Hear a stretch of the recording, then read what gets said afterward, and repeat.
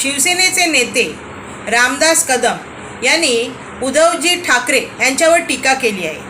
ते असं म्हणतात, ते असं विधान करतायत की एक दिवस रात्री 2 वाजल्यानंतर उद्धव ठाकरे हे नक्कीच भारत देश सोडून परदेशात पळून जातील.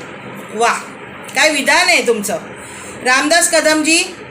उद्धव ठाकरे तुमचे राजकीय विरोधक जरूर असतील, मी मान्य करते, पण इतक्या टोकाला जाऊन टीका करण्याची तुम्हाला काहीच गरज नाही.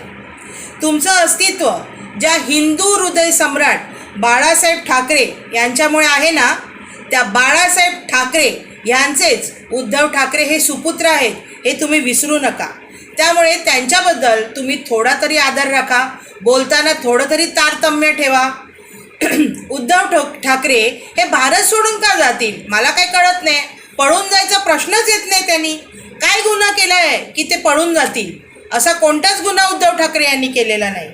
उद्धव ठाकरे हे पुन्हा उभारी घेतील आणि नक्कीच बघा, लोकशाहीत ना कधीच हार आणि जीत होतच असते, नेहमीच होत असते, पण त्यामुळे कोणी असं खचून जात नाही. त्यात विशेष असं काय आहे, आज जरी उद्धव ठाकरे उभे नसले तरी ते उद्या नक्कीच उभे राहतील, ही खात्री बाळगून चला.